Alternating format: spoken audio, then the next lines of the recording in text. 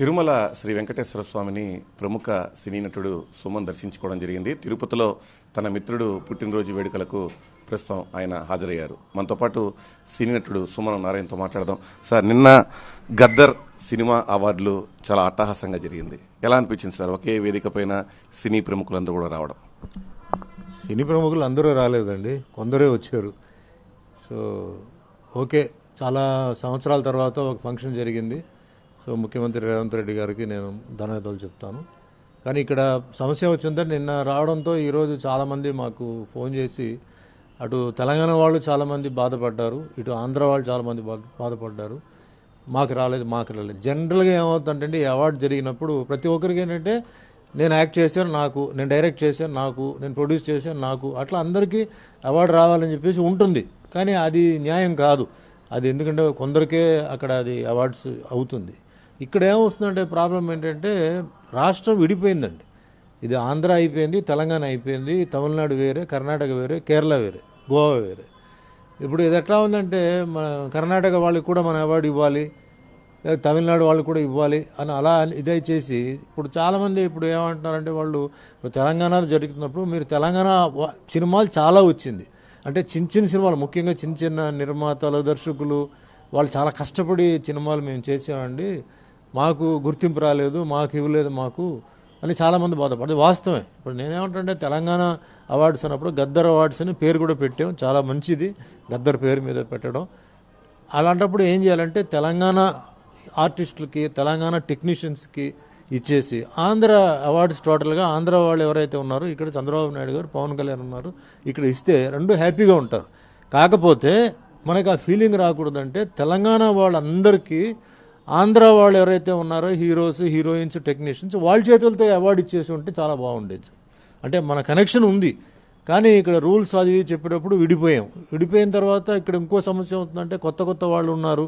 అంటే మేము ఎంతో కష్టపడి సినిమాలు చేసి నాకు గుర్తించి రాలేదు, నేను చిన్నవాడు కాబట్టి నన్ను పక్కన పెట్టేశారు. అట్లా కొన్ని మేల్ యాక్టర్స్లో, ఫీమేల్ యాక్టర్స్లో ఇప్పుడు అవార్డు అనేది జనరల్గా సరే ఏమవుతుందంటే పాపం వాళ్ళు ఎంతో కష్టపడి ఎంతో వాళ్ళు కింద మీద పడి ఎన్నో సంవత్సరాల నుంచి వాళ్ళు వెయిట్ చేస్తే ఒక అవార్డు వచ్చినప్పుడు వాళ్ళకి అది ఒక పెద్ద బూస్ట్ ఇంజెక్షన్ ఇచ్చినట్టు. అంటే గుర్తింపు ఛానల్స్లో, పేపర్లో, వాటిలో ఒక ఆర్టిస్టు చాలామంది అవార్డు వచ్చిన తర్వాత వాళ్ళ సినిమాలను చూస్తారు. అప్పుడు దాకా సినిమా వచ్చిన విషయం కూడా కొందరు తెలియదు. అంటే సినిమా హిట్ అయితేనే అవార్డు కాదు, హిట్ అవ్వకుండా సినిమా మంచి మెసేజ్ ఇచ్చిన సినిమాలు, మంచి యాక్ట్ చేసిన వాళ్ళకి అవార్డు అంటే అదే. జనరల్గా మీరు చూసారంటే అవార్డ్స్ అంటే అదే. కానీ ఇక్కడ ఏమవుతుంది, కొన్ని కమర్షియల్గా హిట్ అవుతాయి. మళ్ళీ కమర్షియల్ హిట్ అయిన దాంట్లో కూడా చాలా కాంట్రవర్సీలు వస్తాయి. ఎట్లా ఇచ్చారండి ఆ సినిమాలో, అంత సెక్స్ ఉంది, అంత వైలెన్స్ ఉంది, పోలీస్ వాళ్ళని కించపరిచిన సీన్స్ ఉన్నాయి, అమ్మాయిల్ని కించపరిచిన సీన్స్ ఉన్నాయి, ఎట్లా ఇచ్చారట్టే ఇది ఒక వర్షన్ ఉంటుంది. ఇంకా డీప్గా పోతే చాలా ఉంది, అది జ్యూరీని అడగాలి ఎట్లా ఇచ్చారు. అంటే సినిమా అనేది ఒక మంచి పాజిటివ్ ఇమేజ్ ఇవ్వాలి సార్. ఇప్పుడు ఉన్న మన భారతదేశంలో అసలే ఒక సైడ్లో ఇన్ని మీకు తెలుసు ఏం జరుగుతున్నది, అది మంచి పాజిటివ్ ఇమేజ్, పాజిటివ్ మెసేజ్, తల్లిదండ్రుల మీద మంచి గౌరవం ఇస్తున్న ఒక మెసేజ్, ఫ్యామిలీ మీద అంటే టీచర్స్ని గౌరవించేది, పెద్దల్ని గౌరవించేది, ఇది ఇస్తేనే జనరల్గా ఏంటంటే ఈ గైడ్ లైన్స్ మీద వెళ్తుంది. కానీ మీరు చెప్పినట్లు సినిమాకి సంబంధించి ఒక తెలంగాణలో బలంగం అనే సినిమా చాలా చిన్న సినిమా, ఆ సినిమా కూడా అవార్డు వచ్చింది. అన్ని సినిమాలకు అవార్డులు రావడం చాలా కష్టం. అంటే ఇంతమంది మీకు ఫోన్లు చేసినప్పుడు మీరు ఏం చెప్పారు వాళ్ళకి? అసలు నేను ఒకటే చెప్పాను, అంటే ఇప్పుడు ఈసారి ఇచ్చారు, కనీసం ఇచ్చారు. ఇప్పుడు ఇన్ని సంవత్సరాల నుంచి ఇవాళ పెద్ద గ్యాప్ వచ్చింది, ఇప్పుడు ఇచ్చారు. సో ముందు దానికి మనం ఏంటంటే ముఖ్యమంత్రి రేవంత్ రెడ్డి గారికి మనం ధన్యవాదాలు చెప్పాలి. నెక్స్ట్ ఆంధ్రాలో జరగాలి. ఆంధ్రాలో చంద్రబాబు నాయుడు గారు, పవన్ కళ్యాణ్ ఇద్దరు కలిసి, ఎందుకంటే పవన్ కళ్యాణ్ గారు సినిమా మనిషి కాబట్టి ఆయనకి అన్ని కష్టాలు తెలుసు ఆయనకి. సో ఇచ్చి మ్యాక్సిమం సార్, ఇప్పుడు దీంట్లో మ్యాక్సిమం ఎంత ఇవ్వచ్చో అంతవరకు ఇవ్వాలి. వాటిలో కేటగిరీస్ పెట్టండి. అంటే ఇంకా మంచి మెసేజ్ ఓరియంటెడ్ పిక్చర్స్, అటు కమర్షియల్ పిక్చర్స్, అట్లా. నేను అనేది ఏంటంటే ఇప్పుడు సార్ చంపడం, రేపు, ఐటమ్, సెక్స్, వీటిలన్నిటికీ అవార్డు ఇస్తే పాపం ఒక మంచి సినిమా తీద్దాం, మంచి మెసేజ్ ఓరియంటెడ్ సినిమా కష్టపడి అది అన్నీ చేసేది కష్టపడి కింద వాళ్ళే, పెద్దవాళ్ళు ఎవరు చేయరు, కింద వాళ్ళే చేస్తారు. అంటే గైడ్ లైన్స్ ఫాలో అవుతూ చేయడం. మరి గైడ్ లైన్స్ చేసిన వాళ్ళకి అందరికీ మనం అవార్డు కూడా ఇవ్వాలి కదా. సో ఒకే దీంట్లో అందరికి ఇవ్వడం కష్టం. ఉన్న వాటిల్లో మ్యాక్సిమం సెలెక్ట్ చేసి మెసేజ్ మంచి అంటే యూత్కి ఈ డ్రగ్స్ మీద, తర్వాత ఇలాంటివన్నీ ఉంటాయి. అంటే ఫ్యామిలీ, ముఖ్యంగా ఫ్యామిలీ అంటే కంబైన్డ్గా ఉండేలాగా దానికి ఇస్తే బాగుంటుంది నా అభిప్రాయం. అంటే ఆంధ్రప్రదేశ్ ప్రభుత్వం కూడా ఈ అవార్డులు ఇచ్చేట్టుగా ఉంటాయి. కమిటీ సభ్యులు ఏ విధంగా ఉండాలనుకుంటారు? చాలా మంది ఇప్పుడు మీరు సీనియర్లు ఉన్నారు, మీరు రాజేంద్ర ప్రసాద్ గారు, ఇంకా చాలా మంది ఉన్నారు. అలాంటి ఎవరిని తీసుకుంటే బాగుంటుంది అనుకుంటారు కమిటీలో? సార్ జనరల్గా సార్ ఇప్పుడు సెన్సార్ బోర్డులో కూడా నేను ఏమంటున్నానంటే, చాలా మంది అంటారు ఈ సినిమా సెన్సార్ నుంచి ఎట్లా బయటకు వచ్చింది, సెన్సార్ బోర్డు వాళ్ళు ఏం చేశారు, ఇది ఎట్లా వచ్చింది ఇలాంటి సినిమా అని అంటున్నారు. నేను అదేంటంటే సినిమా వాళ్ళు జనరల్గా సార్ బోర్డు పెట్టేటప్పటికి పొలిటికల్ వాళ్ళు ఉంటారు సార్. ఓ 20 మంది పొలిటికల్ వాళ్ళు ఉంటే మీరు 10 మంది పొలిటికల్ వాళ్ళని పెట్టండి, కొంచెం మెచ్యూర్డ్ వాళ్ళని పెట్టండి. మిగిలిన 10 వాళ్ళు ఏంటంటే ఒక retired judge, retired police officer, ఒక డాక్టర్, రిటైర్డ్ డాక్టర్ అంటే రిటైర్డ్ ప్రొఫెసర్ కాలేజ్, అలాంటి వాళ్ళని పెడితేనే సార్ మనకేంటంటే సెన్సార్ అనేది క్లియర్గా ఉంటుంది. ఆల్రెడీ మీరు చూస్తున్నారు సార్ సెల్ ఫోన్లో బ్లూ ఫిలింలు అన్ని విచ్చోడిలుగా వస్తున్నాయి. కానీ సినిమాలైనా మనం కంట్రోల్ చేయాలి కదా. అప్పుడు ఎలా కంట్రోల్ అవుతుందండి? అలాంటి వాళ్ళని పెట్టాలి. లేదా అంత నాలెడ్జ్ ఉన్న పొలిటీషియన్స్ మీరు పెట్టండి. కొందరు అడుగుతారు, దానికి ఏం సమాధానం చెప్తారు? నన్నే అడుగుతారు, సార్ ఈ సినిమా ఎట్లా సార్ సెన్సార్లో పాస్ అయింది, ఇంత ఘోరమైన సినిమా సీన్ ఉంది, ఇంత వర్స్ట్గా డబుల్ మీనింగ్ డైలాగ్ ఉంది, ఇంత ఇలాంటి ఒక అంటే సెమీ నేకెడ్ సీన్స్ అన్ని పెట్టారు అంటారు. నేను ఏం చెప్తాను? నాకేం తెలుసు సెన్సార్ బోర్డులో ఎవరు ఉన్నారు, ఎవరు పాస్ చేశారు? నిజంగా అడిగేది న్యాయం ఉంది. తల్లి సార్ ఈరోజు ఫ్యామిలీతో వెళ్ళి సినిమా చూసే సినిమాలు ఎన్ని ఉన్నాయి చెప్పండి సార్ నాకు. ఒకప్పుడు ఫ్యామిలీతో ఈ సినిమాలు అప్పుడు ఆడిన కారణం ఏంటంటే ఫ్యామిలీ వెళ్ళేవారు. పండగ వచ్చేటప్పటికి అన్ని హీరోలు సినిమాలు ఉండేది. రామారావు గారిది, కృష్ణ గారిది, కృష్ణరావు గారి, నాగేశ్వర గారి, సోహన్ బాబుది ఉండేది. అన్ని అభిమానులు వెళ్ళేవారు. అభిమానులు అంటే ఫ్యామిలీస్తో వెళ్ళేవారు, ఒంటరిగా కాదు. ఈరోజు ఎంతమంది అభిమానులు వెళ్తున్నారు, ఎంతమంది ఫ్యామిలీస్ వెళ్తున్నారు, ఎంతమంది ఫ్యామిలీస్ వెళ్ళి సినిమాలు చూడగలుగుతారు మీరు చెప్పండి నాకు? కుదరట్లేదు. విడివిడిగా చూస్తున్నారు. తల్లిదండ్రులు విడివిడిగా చూస్తున్నారు, పిల్లలు విడిగా చూస్తున్నారు. అలా ఉండేది. సో ఎన్నిటికీ కారణం ఏంటి? భయం.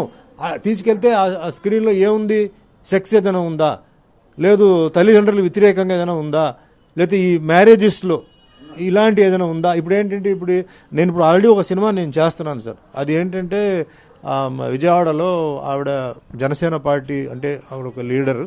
ఆవిడ సెక్స్కి పర్మిషన్ ఇచ్చారు కదా కోర్టు వాళ్ళు, ఈ ఏజ్ దాటిన తర్వాత.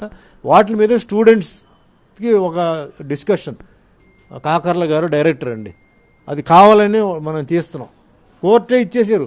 ఇంకా వాళ్ళు ఏమంటున్నారు, కోర్టే ఇచ్చేసారు, నువ్వేందే చెప్పేది నాకు, నేను ఆ అమ్మాయి ఇష్టపడినప్పుడు నేను పోయి ఆ అమ్మాయి వచ్చి నాకు పడుకుంటుంది, మేము ఏదో చేసుకుంటాం, నువ్వేది మాకు చెప్పేది అంటున్నారు. సో ఇలాంటివన్నీ వచ్చినప్పుడు ఇంకా మనం ఏమేమి కంట్రోల్ చేస్తామండి?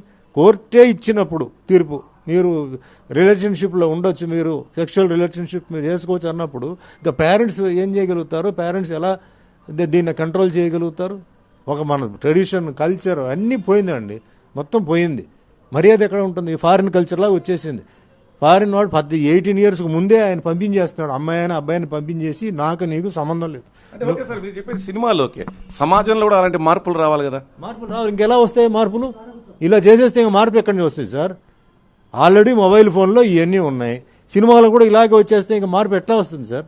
పాపం ఎంతోమంది తల్లిదండ్రులు వాళ్ళు చెప్పలేక వాళ్ళు నోరు మూసుకొని ఉంటున్నారు, వాళ్ళ పిల్లలు పాపం వాళ్ళు చేసే ఇలాంటి చేయడంతో. ఎందుకంటే పిల్లలు ఎదురు తిరుగుతున్నారు, తల్లిదండ్రులను తీసుకెళ్లి ఓల్డేజ్ హోమ్లో పడేస్తారు. అంటే అన్ని కుటుంబ కథా చిత్రాలు తీస్తే యువత సినిమా థియేటర్కి వెళ్ళి చూసే అవకాశం ఉంటుంది. అందరూ ఇప్పుడున్న పరిస్థితుల్లో హర్రర్ మూవీలు కానీ ఇంకా చాలా సినిమాలు వస్తున్నాయి కదా సార్. ఖచ్చితంగా సార్, మంచి కథ తీసుకొని డీసెంట్ కామెడీతో సినిమాలు ఆడలేదా సార్? ఇప్పుడు ఆడట్లేదా? ఇప్పుడు అన్ని వల్గర్ డైలాగులే ఉండాలి సార్? ఎందుకు ఉండదు? ఒక మంచి రైటర్ని పెట్టేసి మంచి సినిమా చూసి మంచి కామెడీ పెడితే, ఖచ్చితంగా మంచి పాటలతో పెడితే.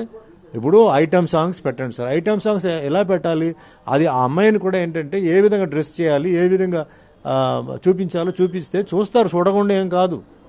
కానీ ఈరోజు ఏమవుతుంది, ఒక సెక్షన్ ఏమో ఇది చూపిస్తేనే వస్తారు, ఇది చూపిస్తే మాకు వెంటనే బిజినెస్ అయిపోతుంది అని చెప్పేసి ఇలాంటి సినిమాలే తీస్తున్నారు. వాళ్ళు కూడా నేను తప్పు చెప్పను నేను, ఎందుకంటే అదే వ్యాపారం కదా. సినిమాలు ఏముంది, ఈరోజు ఎక్కువ రోజులు వద్దు, 3 రోజులు ఆడితే చాలు, చిన్న బడ్జెట్ తీస్తారు సార్. 3 రోజులు, ఫ్రైడే, గురువారం, శుక్రవారం, శనివారం, ఆదివారం ఆడితే చాలు, ఆ డబ్బులు వచ్చేస్తున్నాయి. సో ఎవరు దీనికి ఎంత పరిష్కారం వస్తుంది, ఎలా వస్తుంది? ప్రజలే దీన్ని మార్చాలి సార్, వేరే ఎవ్వరు కాదు. ఏ గవర్నమెంట్ కుదరదు, ప్రజల్లో రావాలి, మనుషుల్లో మార్పు రావాలి. ఇలాంటి సినిమాలని వాళ్ళు అబ్జెక్ట్ చేయాలి. ఇప్పుడు సెక్స్ అనేది ఇట్ ఈస్ కరెక్ట్ సార్, నేను కాదంటలేదు. Sex is a biological need. అది సెక్స్ కావాలి, అది ఏ ఏజ్లో రావాలి, ఎప్పుడు రావాలి, ఎలా చేయాలో అదే ఆ టైంలో రావాలనే కరెక్ట్. అది అంతేగాని ముందే బిఫోర్ 18కే మీరు పంపించేస్తున్నారే ఇలాంటి సినిమాలను పంపించేసి తర్వాత వాళ్ళని మనం ఎందుకు తప్పు చెప్పాలండి? ఓకే సార్, మీరు మహిళల గురించి చాలా గౌరవంగా మాట్లాడుతున్నారు. నేను సూటిగా ఒక ప్రశ్న చేస్తున్నా. ఈ మధ్య కాలంలో కొంతమంది మహిళలను, ముఖ్యంగా అమరావతికి సంబంధించి మన రాజధాని కోసం భూములు ఇచ్చిన మహిళలను వేసేలుగా మాట్లాడని ఏ విధంగా చూస్తారు సార్? అది నాకు తెలియదు సార్, ఎందుకంటే ఇది వేరే సబ్జెక్ట్ సార్. నేను మాట్లాడింది సినిమా అంటే సంబంధించింది. ఈ సబ్జెక్ట్ వేరే. అంటే ఏదైనా సరే సార్, సినిమా అనేది ఒక పవర్ఫుల్ మీడియా సార్. ఇక్కడి నుంచే అన్ని ఐడియాలు బయటికి వెళ్తాయి. సో ఇది కంట్రోల్ చేయాలి సార్. సెన్సార్ అనేది ఇది కంట్రోల్ చేయాలి. స్వచ్ఛాగా రావడం, వాళ్ళు ఏదో మాట్లాడడం అది వేరేది. బట్ సినిమా నేను చెప్తున్నాను, అంటే సినిమా వాడని కాదు, but cinema very powerful media. అది టీవీ ఉండొచ్చు, వెబ్ సిరీస్ ఉండొచ్చు, ఓటీటీ ఉండొచ్చు, సినిమా ఉండొచ్చు. Very powerful media. మేము అసలు ఒక స్టేట్మెంట్, మాలాంటి ఇమేజ్ ఉన్న వాళ్ళు మేము కొన్ని మెసేజ్లు పంపితే అసలు విదిన్ సెకండ్స్ ప్రపంచంలో పోతాయండి. అది వెరీ పవర్ఫుల్. అందుకే చాలా జాగ్రత్తగా దీన్ని చూడాలి. అడిగేటప్పుడు, మాట్లాడేటప్పుడు చాలా చెప్పేసి అయ్యో సారీ నేను అలా అనలేదు, అయ్యో సారీ నేను ఆ ఉద్దేశంతో చెప్పలే, అయ్యో సారీ అనుకోలేదు, లేదు ఛాన్స్ అయిపోయింది, నువ్వు చెప్పేసావు, చెప్పిన తర్వాత ఇంకేముంది? అంటే మీ ఉద్దేశంలో మహిళను తల్లిగా, చెల్లిగా, అక్కగా ఈ విధంగా భావించాలని మీరు చాలా గౌరవంగా చెప్తున్నారు. చాలా మంది యూత్ అలాంటి పరిస్థితి లేదు, పూర్తిగా పెడదవబడుతున్నారు, చాలా మహిళలను చాలా ఘోరంగా మాడుతున్న పరిస్థితి. అలాంటి వాళ్ళకి మీరు చెప్పే సందేశం సార్? ఒకటే చెప్తున్నాను సార్, భారతదేశంలో సార్ ఇక్కడ మనకి అన్ని విధమైన మంచి కల్చర్, ట్రెడిషన్ అన్నీ ఇక్కడే ఇచ్చారు సార్, ఫారిన్లో లేదు. కానీ మనం ఏం చేస్తున్నాం అంటే ఫారిన్ కల్చర్ని మనం ఇన్కార్పొరేట్ చేస్తున్నాం. Foreign dressing, foreign life, foreign way of behaviour చేస్తున్నాం. సో అది తప్పు. ఫస్ట్ పాయింట్ అది. మన వే ఆఫ్ మన సంస్కృతి కానీ, తల్లిదండ్రులను చూడడం కానీ, ఇవన్నీ కంప్లీట్గా వేరే సార్. నా రిక్వెస్ట్ ఒకటే, డ్రగ్స్ కానీ అవి కానీ నాకెందుకు చెప్తుంటారు, డ్రగ్స్ మీద మీరు చెప్పండి, సాంగ్ ఒకటి మీరు చేయండి, చేస్తున్నాను. నేను ఒకటే చెప్తున్నాను, నేను విద్యార్థులకు ఒకటే చెప్తాను, చూడండి ఎంతో కష్టపడి మీ తల్లిదండ్రులు మిమ్మల్ని కన్నారు, మిమ్మల్ని చూసుకున్నారు. చిన్నప్పుడు మీకు మంచి ఆరోగ్యం, మంచి చదవడానికి మీ తండ్రి గారు ఎన్ని ఉద్యోగాలు మారారో, అంటే మీ అమ్మ కడుపులో మీరు ఉన్నప్పుడు మీ అమ్మని చూసుకోవడానికి ఎన్ని ఇబ్బందులు పడ్డాడో, దాని తర్వాత ఎన్ని ఉద్యోగాలు చేశారో, తర్వాత పుట్టిన తర్వాత మీకు మంచి చదువు రావాలని చెప్పి కాస్ట్లీ స్కూల్లో పెట్టి మీకు మంచి ట్యూషన్స్ ఇచ్చి మీరు ఇంత అందంగా మిమ్మల్ని తీసుకొచ్చి మిమ్మల్ని పెట్టారు. మీకు భగవంతుడు ఒక మంచి మొహం ఇచ్చారు, బాడీ ఇచ్చారు. దీన్ని మీరు డ్రగ్స్ తీసుకొని చెడగొట్టాలనుకుంటున్నారా? ఒకటి. రెండోది, మూడోది, రేపు భవిష్యత్తులో మీకు పుట్టబోయే పిల్లలు సరిగా ఉండరు, అంత టోటల్గా అసలు డిఫార్మ్డ్గా, డిసేబుల్డ్గా ఉంటారు. మీ రూపం ఏదైతే మీరు 70-80లో మీరు ఎలా ఉండాలో అది మీకు చిన్న వయసులోనే వస్తుంది. ఇది కావాలా? అన్నిటి ఇంకోటి ఏంటంటే మీ మతానికి, మీ కులానికి మీరు చెడ్డ పేరు తీసుకొస్తున్నారు.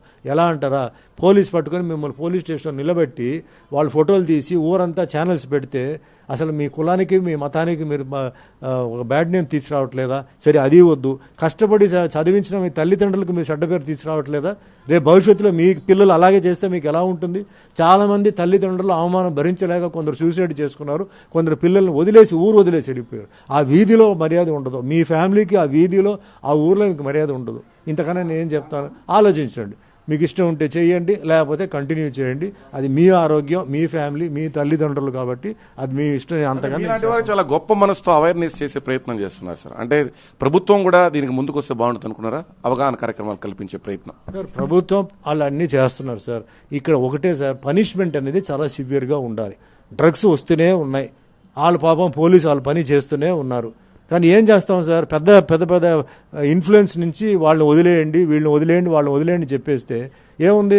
ఉదాహరణకు ట్రాఫిక్ సిగ్నల్లో పోలీస్ పాపం కానిస్టేబుల్ నుంచుంటున్నాడు సార్. అది ఎండ వచ్చినా వర్షం వచ్చినా నుంచుంటాడు. ఆ సిగ్నల్ పడినా పడకపోయినా వాడి డ్యూటీ వాడు చేస్తాడు. అసలు సిగ్నల్ రెడ్ పడినా వాడు పోతాడు. పట్టుకుంటే వాడికి నేను ఎవరో తెలుసా అని బెదిరిస్తాడు. పాపం ఎందుకంటే అలా మనిషిని అక్కడ పెడుతున్నారు? పోలీస్ మీద వద్దు, తీసేయండి, ట్రాఫిక్ జామ్ అవ్వని, వాళ్ళు సావని జనాలు, ఎవరికి వాళ్ళు వచ్చి క్లియర్ చేయని. ఇప్పుడు వాళ్ళు పాపం వాళ్ళు డ్యూటీ చేస్తున్నారు, పైనుంచి ప్రెషర్ పడినప్పుడు ఏం చేస్తారు సార్? వాళ్ళకి అవమానంగా లేదా? వాళ్ళు ఎంతో కష్టపడి పరిగెత్తి వెళ్ళిపోయి వాళ్ళందరినీ పట్టుకొని తీసుకొచ్చి వాళ్ళు అరెస్ట్ చేస్తే పైనుంచి ఫోన్ వచ్చేసి వదిలేయండి వాళ్ళంటే వాళ్ళు ఎందుకు చేస్తారండి? వాళ్ళు పనిష్మెంట్ సార్, జడ్జిమెంట్ సివియర్గా ఉండాలి. జడ్జిమెంట్ అనేది సివియర్గా రావాలి. డ్రగ్స్ తీసుకున్న వాళ్ళకి జడ్జిమెంట్. ఇప్పుడు సింగపూర్లో ఉంది సార్. సింగపూర్ ఎందుకు సార్ డ్రగ్స్ లేవు చెప్పండి? సౌదీ కంట్రీలో ఎందుకంటే డ్రగ్స్ లేవు? భయపడతారు, డ్రగ్స్తో భయపెట్టిస్తున్నారు. పనిష్మెంట్ లేదు. పనిష్మెంట్ ఏ గవర్నమెంట్ తీసుకొస్తుంది? ఈ ప్రెసిడెంట్ గవర్నమెంట్, అంటే నేను అనేది సెంట్రల్ గవర్నమెంట్, ఈ గవర్నమెంట్ తీసుకొస్తుందా, తీసుకురాదా ఏంటో నాకు తెలియదు. అది వస్తే కానీ ఈ మార్పు రాదు. మనలో మార్పు రావాల్సింది మన ఆరోగ్యం. ఇది మన అందం, ఇది మన దేవుడిచ్చిన ఒక వరం, ఇది మన ఫ్యామిలీ, మన తల్లిదండ్రులు చెడ్డ పేరు తీసుకురాకూడదు. ఇంట్లో ఒక అమ్మాయి ఉంటుంది సార్, పెళ్లి కావాల్సిన ఒక అమ్మాయి ఉంటుంది. ఆ అబ్బాయి ఇంట్లో ఉన్న అబ్బాయి డ్రగ్స్ తీసుకొని పోలీసులో దొరికిపోతే అమ్మాయికి ఎవరండి అబ్బాయి ఇస్తారు? ఏమంటారు? వచ్చి ఆ చెత్తనా కొడుకు, ఆ ఇంట్లో డ్రగ్స్ తీసుకున్న వాళ్ళు చెల్లి అక్కన. పాప ఒక అమ్మాయి జీవితం పోవటం, నీ సొంత ఫ్యామిలీ ఇంట్లో ఉన్న వాళ్ళని జీవితాన్ని పాడు చేస్తాం. అలాగైనా ఆలోచించండి. ఈ జీవితం సార్, మొన్న జరిగింది ప్లేన్ యాక్సిడెంట్, నేను ఒకటే చెప్తున్నాను. జనరల్గా అందరూ ఏమంటారు, రేపేం జరుగుతుందో తెలియదు. నేనేమన్నాను 10 నిమిషాలు, ఇప్పుడు ఏమంటాను 3 నిమిషాలు ఏం జరుగుతుందో తెలియదు. ప్లేన్ పైకి వెళ్ళింది, 3 నిమిషాలు పేలిపోయింది. వాళ్ళ పాపం ఎన్నో ఫ్లైట్లో ఉన్నవాళ్ళు ఎన్నెన్నో కళలు కనేసి మనం అది చేయాలి, ఇది చేయాలి, అది చేయాలన్నారు. ఆ మెడికల్ స్టూడెంట్స్ చదువుకున్న వాళ్ళు ఏం చేశారండి? ప్లేన్ పై వాళ్ళ మీద పడింది. అంటే లైఫ్ అంత టైం లేదంటున్నాను. మనకి లైఫ్ ఇంకా ఉంది, మనం అది చేయవచ్చు, ఇది చేయవచ్చు అనుకుంటే పొరపాటు. దానికి ఉదాహరణ ఇదే. నేను ఎన్నో నా టీవీలో నేను చెప్పాను. ఈ ఉదాహరణ నిజంగా చాలా బాధగా ఉంది, చాలా. ఎందుకంటే పాప చనిపోయిన వాళ్ళు ఎవరో మనకు తెలియదు, కానీ అది కళ్ళు తెరవడానికి అది ఒక పెద్ద ఒక మెసేజ్ భగవంతుడు ఇచ్చాడు. నీ చేతుల్లో లేదు నైనా, నా చేతుల్లో ఉంది అని చెప్పి అలా చేశాడు. ఇప్పటికైనా బుద్ధి వచ్చి మనందరూ మారి ఉన్న రోజులు హ్యాపీగా ఉంటూ ఇట్లా మహిళల్ని కించపరిచి మహిళల్ని ఇది చేయకుండా కొంచెం. బట్ అట్ సేమ్ టైం మహిళలు కూడా నేను ఒకటే చెప్తున్నాను, ఇది భారతదేశం కాబట్టి ఇక్కడ డ్రెస్సింగ్ ఒక లెవెల్గా మీరు చూడండి. మీ ఇంట్లో మీరు ఎలా కావాలో ఉండండి. బయటకు వచ్చినప్పుడు మీరు చాలా అంటే సెక్సీగా ఆ విధంగా డ్రెస్ చేసుకుని వస్తే మిమ్మల్ని కాపాడడానికి చట్టం లేదు. ఇక్కడ ఫారిన్లో చట్టం ఉంది, మీరు ఏం వేసుకున్నా అక్కడ చట్టం ఉంది. జనాలు ఏమో చెప్పరు, ఇలా చెప్పడానికి వాళ్ళకి ఫ్రీడమ్ ఉంది. వాళ్ళు తర్వాత మనం ఏం చెప్పలేం. అది కాకుండా మీ బాడీ, మీ అమ్మాయిలు, మీ బాడీ, మీరు పెళ్లి కాలేదు, మీ బాడీ ఉంది. మీ బాడీని ఎవరు చూస్తారండి? మీ మొగుడు తప్ప మిగతా ఎవరు చూస్తారు? మీరు మొగుడుకు చూపిస్తారా, ఊరంతా వాళ్ళకి చూపిస్తారా? ఆలోచించండి. Your virginity is only for your husband, not for everybody. అది మైండ్లో పెట్టుకొని ఎలా డ్రెస్ చేయాలి, గుడికి వచ్చినప్పుడు ఎలా డ్రెస్ చేయాలి. గుడికి వచ్చినప్పుడు జీన్స్ టీషర్టా అమ్మాయిలు? అక్కడ చూరిదారు వేసుకొని రాకూడదా? సో డ్రెస్సింగ్ సెన్స్, బయటికి వెళ్ళినప్పుడు ఎట్లా, పెళ్ళికి వెళ్ళినప్పుడు ఎలా, మీరు క్లబ్కి వెళ్తారు అప్పుడు ఎలా, ఇంట్లో ఉన్నప్పుడు ఎలా, తల్లిదండ్రుల ముందు ఎలా, మీ ఇష్టం. అది మీకు ఉంటే మీరు చేయండి. మీరు చేయకపోతే ఈ సేమ్ ఇలాగ జరుగుతూనే ఉంటుంది. ఎవరిని నేను బ్లేమ్ చేయను. మగవాళ్ళు ఉన్నారంటే మీరు అట్రాక్ట్ చేస్తున్నారు, డిస్ట్రాక్ట్ చేసి మీరు అట్రాక్ట్ చేస్తున్నారంటే వాళ్ళు చేస్తారు. మరి ఏజ్ అలాగే ఉంది, సినిమాలు వస్తున్నాయి, వీడియోలో వస్తున్నాయి, సెల్ ఫోన్లో వస్తున్నాయి, చేస్తారు. ఎక్కడ ఉంది? అదే ఇందాక చెప్తున్నాను కదా, మీకు లాయే చెప్పేసింది సెక్స్ గురించి, లాయనే జడ్జిమెంట్ ఇచ్చారు. అంతగానే ఇంకా మనం ఏం చేస్తామండి? ఎక్కడ కంట్రోల్ చేయగలుగుతామండి? కోర్టుకి వెళ్తే కేసు ఫైల్ అవ్వదు. సో అందరూ బాగుండాలి. పేరెంట్స్, ముఖ్యంగా తల్లిదండ్రులు సార్, వాళ్ళు ఎంతో కష్టపడిన వాళ్ళు, పిల్లల్ని చదివిన వాళ్ళు, ఎన్నో కళలు ఉన్నాయి. ఫలానా వాళ్ళు ఫ్యామిలీ వాళ్ళ పిల్లలు ఇలా రోడ్డు మీద ఇలా చేస్తున్నారు, లేకపోతే ఇలా ఉన్నారంటే వాళ్ళకి ఎంత బాధ ఉంటుంది. ఆ బాధ వీళ్ళకి తెలియదు. వీళ్ళకి పిల్లలు పుడతారు రేపు, వీళ్ళు పిల్లలు పుట్టి అది చేసేటప్పుడు అప్పుడు తెలుస్తుంది. అప్పుడు మా తల్లిదండ్రులు కూడా ఎలా బాధపడి ఉంటారు అని అప్పుడు తెలుస్తుంది. అంచేత ఇది భారతదేశం కాబట్టి ఇక్కడ కొంచెం సంస్కృతి ఉంది, కొన్ని పద్ధతులు ఉన్నాయి, కొన్ని డ్రెస్సింగ్ ఇవి ఉన్నాయి. కాబట్టి అది కొంచెం ఫాలో చేస్తూ, ఇది మన దేశం, మనం కాపాడాలి, అందరూ హ్యాపీగా ఉన్నాం. మీకు తెలుసు భారతదేశం బార్డర్లో ఏం జరుగుతుందని. ఉన్న రోజులు మనందరూ అక్కడ హ్యాపీగా, జాగ్రత్తగా అందరూ హ్యాపీగా ఉండాలని నేను ఇంత ఆవేశంతో మాట్లాడిన తప్ప దీనివల్ల నాకు ఒక్క నా పైసా లాభం లేదు, వేరేం లేదు. మీరు అందరూ, ఎందుకంటే అభిమానులతో నేను ఈరోజు ఈ లెవెల్కి వచ్చాను. కొన్ని అభిమానులు ఇంట్లో, అంటే నా అభిమానులు వాళ్ళ పిల్లలు కొంచెం అలా జరిగినప్పుడు వాళ్ళ బాధతో నాకు చెప్తున్నారు. వాళ్ళందరికీ చెప్తున్నాను, వేరే వాళ్ళు కూడా, నా అభిమానులు కాకపోయినా వేరే వాళ్ళకి చెప్తున్నాను. ఉన్న రోజులు let us be happy, let us live with love and affection, and let us all be Indians, pure Indians అండి. సార్, ఇప్పుడు మీరు ఆంధ్రప్రదేశ్ సంబంధించిన ప్రభుత్వ పాలన చూస్తున్నారు, సంవత్సరం పాలన. అంటే ఇచ్చిన ప్రతి హామీని కూడా నెరవేరుస్తూ వస్తున్నారు. మొన్నటికి మొన్న 10,000 కోట్ల రూపాయలు తల్లికి వందనం ఇచ్చారు. ఇవన్నీ చూస్తున్నారు, ఎలా అనిపిస్తుంది సార్? తప్పకుండా. నేను లాస్ట్ టైం కూడా చెప్పాను సార్, ఒకేసారి ఓవర్ నైట్ రిపేర్ అంటే కుదరదు, టైం ఇవ్వాలి. ఈ ప్రభుత్వం గురించి చెడుగా చెప్పారు. నేనేమంటానంటే వాళ్ళకి కనీసం 2.5 years దాటిన తర్వాత ఆ ప్రభుత్వాన్ని ఈ ప్రభుత్వానికి కంపారిజన్ చూసి అప్పుడు మనం మాట్లాడదాం. ప్రస్తుతానికి చాలా ఎర్లీ అని చెప్పాను. సో ఇప్పుడు ప్రెసెంట్ ఏంటంటే 100% కాకపోయినా ఓ 50% వరకు అయితే కొంచెం రీచ్ అయ్యాను. కొన్ని కంప్లైంట్స్ ఉన్నాయి, వాస్తవమే. సో ఆ కంప్లైంట్స్ రీచ్ అవ్వాలంటే ఇంకో 1.5 year దాటాలి. ఇంకో 1.5 year దాటిన తర్వాత అప్పుడు, ఎందుకంటే కంప్లైంట్ చెప్పడం చాలా ఈజీ, కానీ అది చేయడం చాలా కష్టం. అక్కడ ఎన్నో ఇబ్బందులు ఉన్నాయి. ఫండ్స్ రావాలి, తర్వాత కొన్ని చెప్పింది ఫాస్ట్గా జరగదు, కొన్ని స్లోగా పోతుంటాయి. వాటి అందరికీ ఏంటంటే కొన్ని మెకానిజం ఏదైతే ఉన్నాయో అది స్పీడప్ చేస్తే తప్పకుండా అవుతాయి. బాగా చేయాలి, బాగా జరగాలి, ప్రజలందరూ హ్యాపీగా ఉండాలి. అంటే చంద్రబాబు గారు పాలన చూస్తారు. గతంలోనే మీరు చెప్పారు ఒక విజనరీ లీడర్, హైటెక్ సిటీకి సంబంధించి చాలా ఉదాహరణలు కూడా చెప్పారు. ఇప్పుడు ఎలా అనిపిస్తుంది సార్? 1 year లోనే మీకు కొంత మార్పు కనిపిస్తా ఉందా? సార్ ఇప్పుడు కూడా చెప్తాను, అప్పుడు చెప్పాను, తర్వాత కూడా చెప్పేది ఒకటి సార్. చంద్రబాబు నాయుడు గారు ఒక విజనరీ, ఆయనకి అడ్మినిస్ట్రేషన్ శక్తి ఆయనకు ఉంది. ఆయనకి ఏ క్రైసిస్ వచ్చినా దాన్ని ఎలా చేంజ్ చేయాలనేది ఆయనకి తెలుసు. అంటే 1 of the best CMs in India అంటే 1 among 5 చెప్తే చంద్రబాబు నాయుడు గారు. ఇప్పుడు ఇక్కడ ఉన్న డ్యామేజెస్ని ఆయన రెడీ చేసి ఆయన చేయాలంటే ఆయన విజనరీ, ఆయన ప్లాన్తో చేయాలి. ప్రజలు సహకరించాలి. ఎందుకంటే ప్రజలు ఏదో మూర్ఖతనంగా ఏదో చేయడం కాదు, చెప్పడం కాదు, ఆయనకి టైం ఇవ్వాలి. తర్వాత ప్రయారిటీస్ ఉంటాయి, ఏదేది ముందు చేయాలి, ఏదేది నెక్స్ట్ చేద్దాం, ఏదేది మూడోది చేద్దామని. నాకు మూడోది ఇప్పుడే కావాలనుకుంటే జరగదు, అది వెయిట్ చేయాల్సింది. సో చంద్రబాబు నాయుడు గారు బ్రహ్మాండంగా ప్రూవ్ చేశారు.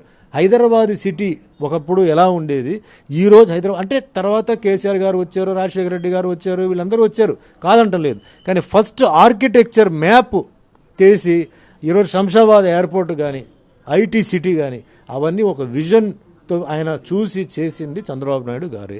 అలాగే ఈరోజు ఆంధ్ర డెవలప్మెంట్ అంటే ఒక పెద్ద పరీక్ష. అది ఆల్మోస్ట్ అంటే ఒక ఎడారి లాంటి ప్లేస్ని ఈరోజు ఆయన తయారు చేయాలంటే దానికి టైం కావాలి, ఆయనకి టైం ఇవ్వాలి, మనం అందరూ సహకరించాలి.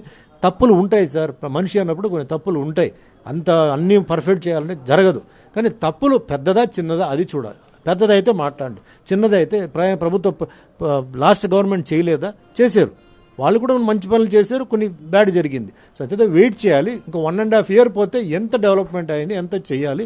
ఇక్కడ ప్లస్ ఇప్పుడు ఏంటి, మనకి ఆంధ్రాకి బీజేపీ టైఅప్ ఉంది, మోడీ గారు యాక్సెస్ ఉంది. సో మోడీ గారిని మ్యాక్సిమం యూజ్ చేసి అన్ని ఏదైతే చేయడానికి అవుతుందో చేయాలి. నా ఒకటే కోరిక ఏంటంటే వైద్య అనేది చాలా ముఖ్యమైన ఒక మ్యాటర్. అందులో బ్లడ్ ప్రెషర్ అండ్ డయాబెటీస్ అనేది పెద్ద రోగం. వీటికి అమ్మ క్యాంటీన్ ఎలా ఉందో ఆ విధంగా ఏదైనా మెడికల్ ఒక షాప్ పెట్టి కంట్రోల్డ్ రేట్లో, అంటే ఈ బీపీకి డయాబెటీస్కి దీనివల్లనే చాలామంది చనిపోతున్నారు. వీటికి ఏదైనా అమ్మ క్యాంటీన్ లాగా దీనికి ఏదైనా పేరు పెట్టి ఓన్లీ ఆ మందులు వాళ్ళకి అందుబాటులో ఉండేలాగా, అంటే ఏదైనా వాళ్ళ కార్డు చూపించి ఏదైనా చూపించేసి తక్కువ రేటుకి మంచి మెడిసిన్ ఇవ్వగలిగితే ఇది చాలా పెద్ద ప్లస్ అవుతుంది వైద్య విషయంలో. ఇంకా విద్య విషయం అవన్నీ ఏంటంటే it will take its own course of time. But మనస్ఫూర్తిగా నేను చంద్రబాబు నాయుడు గారికి అండ్ పవన్ కళ్యాణ్ గారికి నేను కంగ్రాచులేట్ చేస్తున్నాను, ధన్యవాదాలు చెప్తున్నాను. ఇంకా మీరు ముందుకెళ్ళండి, మా సపోర్ట్ ఎప్పుడు మీకు ఉంటుంది. ఏదో మేము తెలంగాణలో ఉన్నామని కాదు, ఎందుకంటే అందరూ ఒకటే, మనంతా ఉండి మనం ఇవన్నీ చేసాం. దేవుడు ఆశీర్వాదాలు మీపై ఎప్పుడు ఉండాలని మనస్ఫూర్తిగా కోరుకుంటాను. చివరిగా మీ సినీ రంగం నుంచి వచ్చిన పవన్ కళ్యాణ్ ప్రస్తుతం ఉప ముఖ్యమంత్రిగా ఉన్నారు. ఆయన అటు సినీ రంగంలోనూ ప్రస్తుతం రాజకీయాల్లోనూ ముందుకు సాగుతున్న పరిస్థితి ఎలా అనిపిస్తుంది సార్? ఇప్పుడు రాజకీయాల్లోకి రావడం, ఉప ముఖ్యమంత్రి కావడం, ప్రజలకు సేవ చేస్తున్నాడు, మీకు ఎలా అనిపిస్తుంది? చాలా మంది ఎలక్షన్ జరిగినప్పుడు ఒక ప్రశ్న అడిగారు సార్, సినిమా వాళ్ళు ఎందుకు రాజకీయంగా రావాలి, మీ రాజకీయం గురించి మీకేం తెలుసు, ఆల్రెడీ వీళ్ళు పొలిటీషియన్స్ ఉన్నారు కదా, వాళ్ళకన్నా ఎక్కువ మీకు ఎక్స్పీరియన్స్ ఉందా, మెచ్యూరిటీ ఉందా అని చెప్పారు. నేనేమంటానంటే ఎవరు తలరాతిని ఎవరు మార్చలేరు సార్. తలరాతిలో ఏం రాసి ఉందో అది జరుగుతుంది. ఎస్, పవన్ కళ్యాణ్ గారు వచ్చారు, ఆయనకి పాలిటిక్స్ గురించి ఏంటి 50 సంవత్సరాల నుంచి అనుభవం ఉందా, లేదు వరుసగా వాళ్ళ ఇంట్లో ఫ్యామిలీ వాళ్ళందరూ పాలిటిక్స్లో ఉన్నారా, లేదే. ఆయన టైం బాగుంది, ఆయనకి రాసిపెట్టి ఉంది. ఆయన మామూలుగా గెలుస్తారు అనుకున్నాడు తప్ప డిప్యూటీ సీఎం అవుతారని చెప్పి ఎవరు అనలేదుగా. ఏ జోషుడు చెప్పాడు చెప్పండి, ఏ అస్ట్రాలజర్ చెప్పాడు ఆయన డిప్యూటీ సీఎం అవుతారని? ఆయనకి రాసిపెట్టి ఉంది, ఆయన డిప్యూటీ సీఎం అయ్యారు. ఈరోజు ఆయన పనిచేస్తున్నారు, బ్రహ్మాండంగా ఆయన పనిచేస్తున్నారు. తప్పులు ఉంటే చెప్పండి, ఇప్పుడు వరకు ఏం తప్పులు లేవు, ఉంటే చిన్న ఉంటాయి. కాబట్టి సినిమా వాళ్ళని తక్కువ అంచనా వేయొద్దు. ఇప్పుడు మాకు కుదరదు, ఇది అవుతుంది అలా మేం కాదు. టైం బాగుందంటే ఆల్రెడీ ఎంజీఆర్ గారు ప్రూవ్ చేశారు, దాని తర్వాత ఎన్టీఆర్ గారు ప్రూవ్ చేశారు, జయలలిత గారు ప్రూవ్ చేశారు సీఎంగా. సో ఇప్పుడు పవన్ కళ్యాణ్ డిప్యూటీ సీఎంగా ప్రూవ్ చేశారు. కాబట్టి సినిమా వాళ్ళని తక్కువ అంచనా వేయొద్దు. మేము మనుషులే, మేము నేర్చుకుంటాం. ఇట్స్ ఎక్స్పీరియన్స్, మెచ్యూరిటీ, ఏజ్తో వస్తుంది. టైం బాగుంటే అన్ని భగవంతుడు మనకి ఇస్తారు, జ్ఞానం కూడా ఇస్తారు. I wish you all the best and good luck. Okay, మొత్తం మీద సినీ రాజకీయ పరిణామాలపై ప్రముఖ సినీ నటుడు సుమన్ కీలక వ్యాఖ్యలు చేశారు. ఇది టీవీ5కి సుమన్ ఇచ్చిన ప్రత్యేక ఇంటర్వ్యూ. కెమెరా పర్సన్ శేఖర్తో జగదీష్, టీవీ5 తిరుపతి.